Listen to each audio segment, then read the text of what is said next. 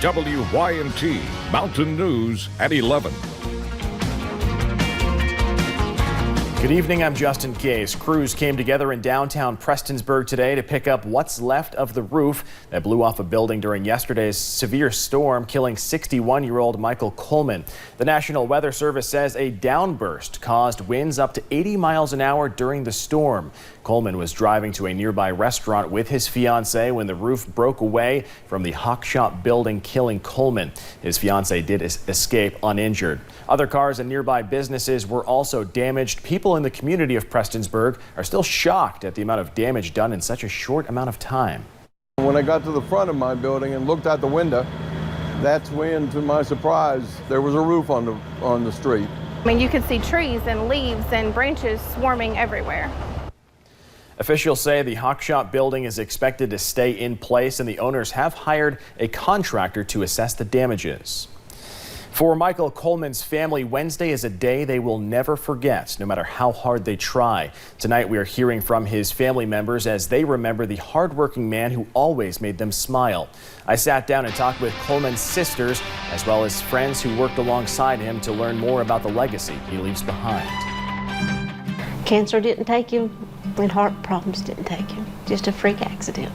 Michael Coleman, the oldest of 5 children, father of 2, and even a great-grandfather. He will always, of course, be missed by his family and his friends. Coleman's family says he loved the outdoors, hunting, fishing, camping. He loved all of it.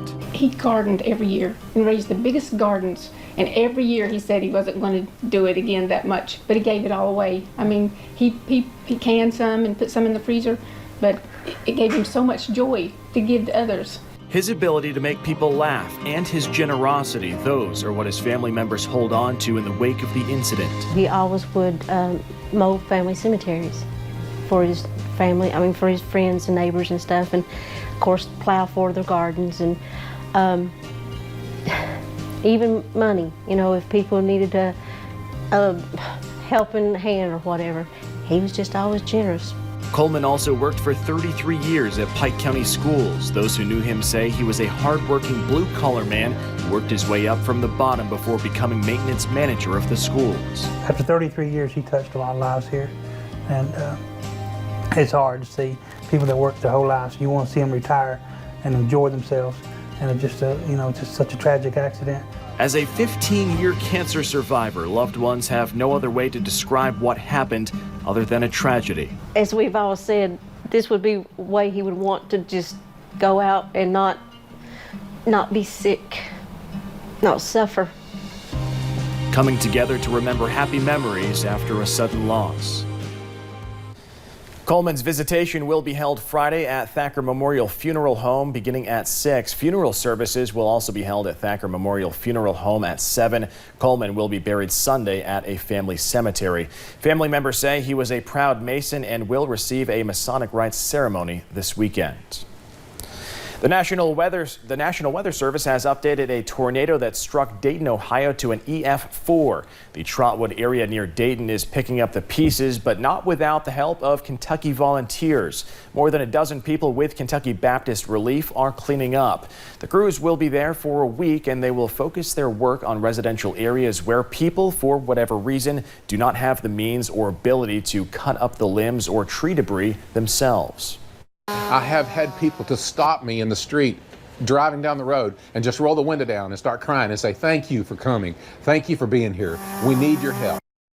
Some people could be charged a great deal of money to have trees cleared off their property. Sadly, some take advantage of the elderly. These Kentucky Baptists say everything they do is free.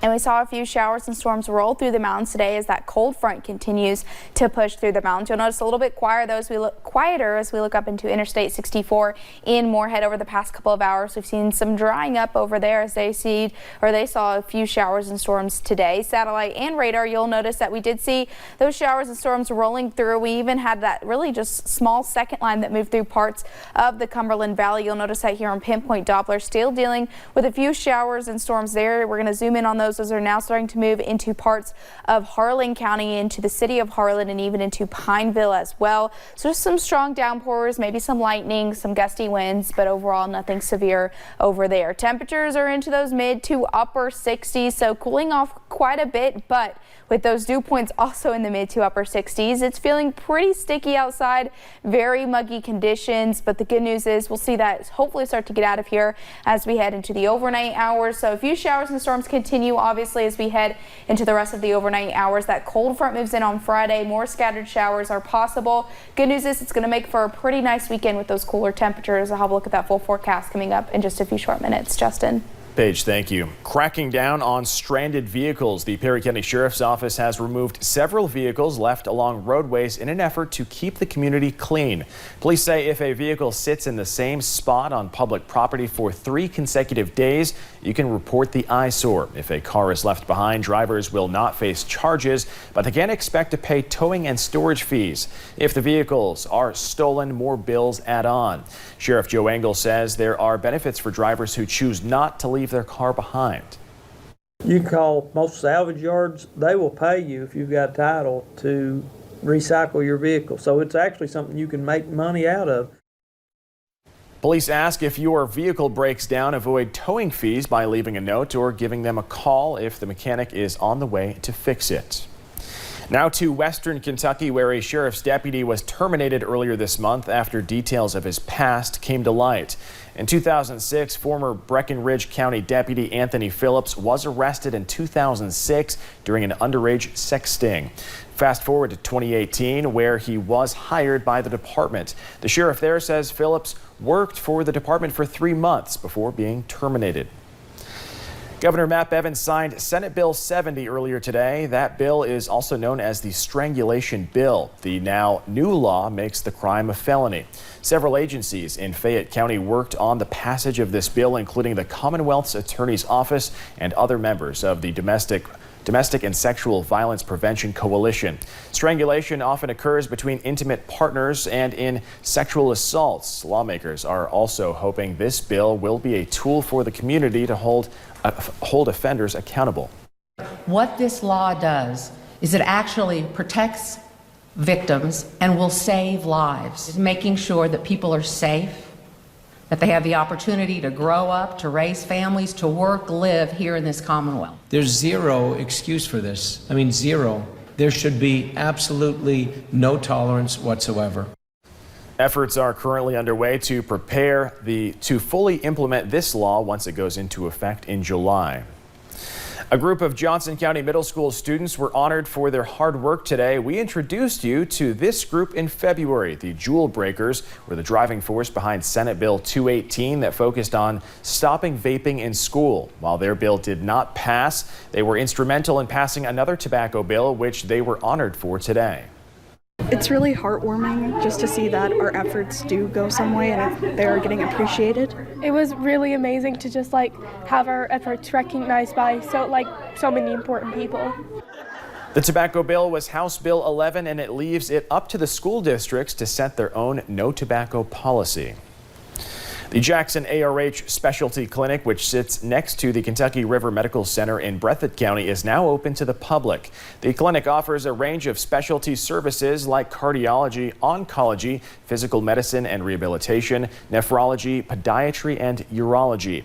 To celebrate the collaboration between Appalachian Regional Healthcare and Kentucky River Medical Center, officials gathered at Kelsey's on Main Thursday evening for a wine reception. And I think there are some specialties that for smaller hospitals are difficult to attract, and we can share those and it'll keep people from having to travel. But by sharing that expertise and specialties, it makes both successful and provides a much greater expansion of those services to the population. Medical officials say they have nearly 10 specialty doctors coming to work in Jackson. They hope to increase that number as the clinic grows. Football ticket sales are declining nationwide, but Kentucky football is going in the opposite direction. UK's season ticket sales have already surpassed last year's totals. As of today, Kentucky has sold more than 30,000 season tickets. It's up about 400 tickets compared to last year. Season tickets are still available. You can get them on UK Football Tix. That's TIX.com. They start at $280 a piece. Coming up at 11, we'll have the details on new charges for troubled R&B star R. Kelly. Prosecutors say he could spend up to 30 years in prison. But first, they're calling it a slow-motion disaster. Major flooding is breaking records in Arkansas. And a few more showers and storms possible tonight, and especially as we head into your Friday as that cold front continues to work through the mountains. I'll have a look at that full forecast in just a few short minutes.